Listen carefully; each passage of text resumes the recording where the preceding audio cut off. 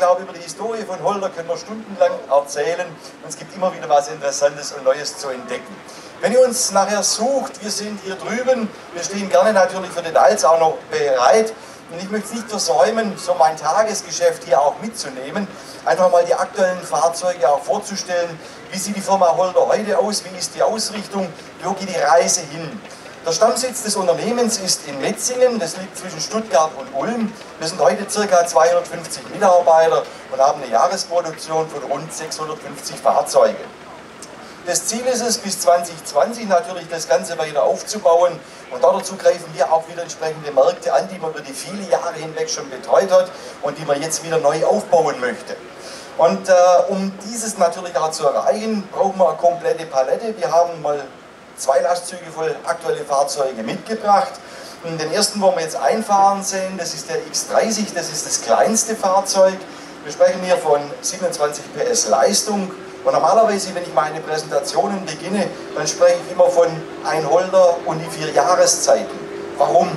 Wir bauen heute multifunktionale Geräteträger, die man das ganze Jahr über gleichberechtigt einsetzen kann. Das hat ganz einfach den Vorteil, dass die Kommune, der Anwender, der Dienstleister zum Beispiel ein Trägerfahrzeug kauft und dann unterschiedlichste Anbaugeräte adaptiert oder aufbaut. Das ist das, was der Friedbert vorher schon kurz erklärt hat, die unterschiedlichen Anbauräume.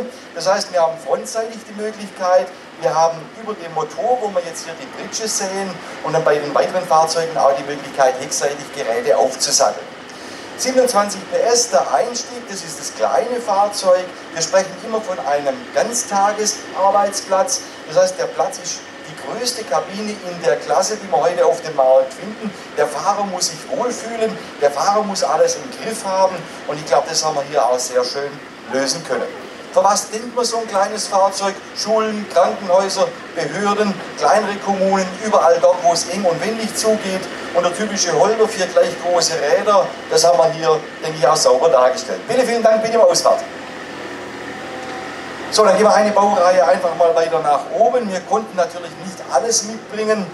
Wir wechseln von den 27 PS und Perkins Motor rüber auf die C-Reihe mit 50 PS Leistung bzw. 70 PS Leistung.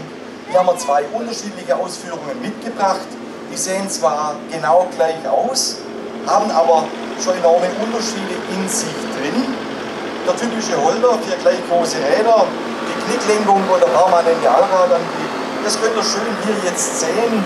Das Ganze ist bodenschonend, das ist die eine Seite, und das Vorderrad gibt immer die Spur vor. Das Hinterrad läuft exakt in dieser vorgegebenen Spur. Und wir hatten es vorher von dem C500 schon gesehen. Warum hat man die Kabine umgedreht? Ganz einfach. Man hat einen neuen Markt gesucht, ist in der Kommune gelandet. Damals war sehr viel noch manuell oder Handarbeit. Und in der Kommune passiert halt sehr viel vorne dran. Ich denke ans Schneeräumen, ich denke ans Mähen, ich denke ans Kehren.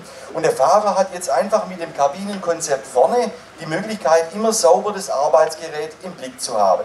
So, wenn wir jetzt mal die Kombination anschauen, vorne haben wir ein Schneeräumschild drauf, hinten haben wir einen Steuer drauf von der Firma Kugelmann.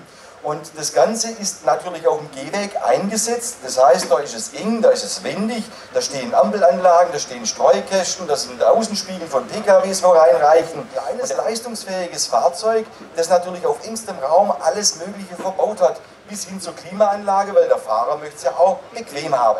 So, was haben wir gemacht? Wir haben einfach uns ein bisschen Hirnschmalz, sagt man im Schwäbischen, reingesteckt und sind draufgekommen, Mensch, die Kotflügel können wir nutzen. Auf der einen Seite für den Kraftstoff, auf der anderen Seite fürs Hydrauliköl. Und das klappen wir jetzt seitlich weg. Und ihr seht, wenn wir jetzt die Brücke auch noch hochnehmen, dann haben wir den Heckbereich komplett freigelegt. Und somit hat der dran arbeitet, jederzeit ohne Probleme die Möglichkeit, auch mit aufgesattelten Geräten, die Wartung und den Service dann auch durchzuführen. Okay, André, ich würde sagen, das lassen wir mal so stehen. Grundsätzlich haben wir genormte 3-Punkt-Aufnahmen mit Zapfwellen, die direkt vom Motor angetrieben werden. Das heißt, eine optimale Leistungsentfaltung. Zusätzlich die Geräteverstellpumpe drin, das heißt Gerätschaften, die wir dann mit Öl antreiben möchten. Ich denke da zum Beispiel an den Spindelmäher, da gehen wir auf 80 Liter hoch und das decken wir mit diesen Fahrzeugen heute alles ab. Wie gesagt, Kubota-Motor treibt das Ganze an. Ich denke, es ist ein professionelles Arbeitsgerät für den Tageseinsatz, Ganztageseinsatz bzw. für das ganze Jahr über. Hier haben wir das nächste Fahrzeug, da haben wir nochmal den Heckrahmen, wo wir schön sehen. Das ist ein Aufzugssystem, das heißt, wir können hier vorne mit den Nasen die Geräte aufnehmen. Das Ganze wird hinten noch abgebolzt, Steckkupplungen rein, Attacke in den nächsten Einsatz. Morgens mähen, mittags gieren, da ist einfach die Flexibilität gefragt. Und hier haben wir uns vorgenommen, im Ein-Mann-System werkzeuglos die Geräte sauber zu wechseln. So, was wir euch jetzt noch kurz zeigen möchten, ist das Ganze, wie fahren denn die Fahrzeuge? Es sind insgesamt 5 Fahrstufen. Die Stufe 0, das wäre der stationäre Betrieb, das kann Holzspalter sein, Holzhäcksler sein. Stufe 1 fahren wir automotiv, das heißt über das Gaspedal. Das heißt, der Jochen gibt hier eigentlich nur Gas, über das Fußgas, und das Fahrzeug fährt stufenlos von 0 bis 40. Hydrostatischer Fahrantrieb.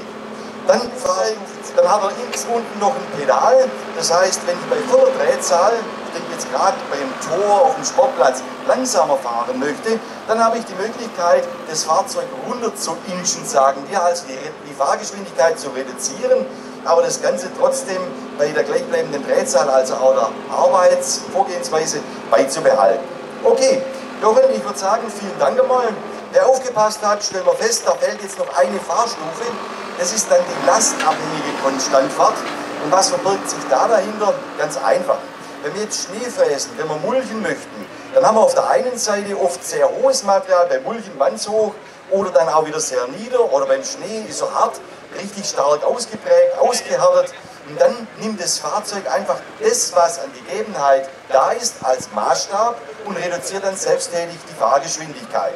Das kann sein, der geht runter bis fast auf 0. Wenn dann jetzt weniger Material kommt, egal ob das Gras oder Schnee ist, dann setzt er die Geschwindigkeit wieder auf die vorgegebene Höchstgeschwindigkeit dann ein. Also der Arbeiter ist letztendlich entlastet, und das ist unser Ziel, mit Innovationen einfach auch die nächsten Jahre immer wieder am Markt präsent zu sein. So, den wollen wir jetzt im Moment gerade noch zum Schluss fahren sehen.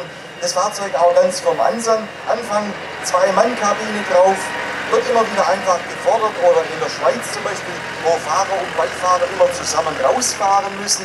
Dann kommt sowas zum Einsatz. 92 PS Leistung, ihr hört es am Geräusch vom Motor schon, da ist ein Kreuzmotor eingebaut, und bis hierhin gehen wir heute, und ab Oktober in der Airport werden wir die nächstgrößeren Baureihen vorstellen, und damit landet man dann bei 100 PS, 110 PS, 120 PS, 130 PS, und das sind so die nächsten Schritte. Was passiert in naher Zukunft?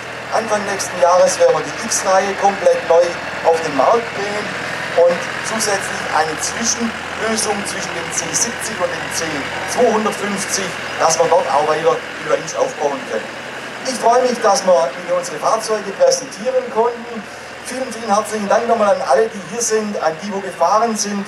Und ich würde einfach jetzt das Mikro weitergeben und sagen, wir freuen uns, wenn ihr uns besucht. Wir stehen gerne Rede und Antwort. Vielleicht ganz zum Schluss noch ein Wort.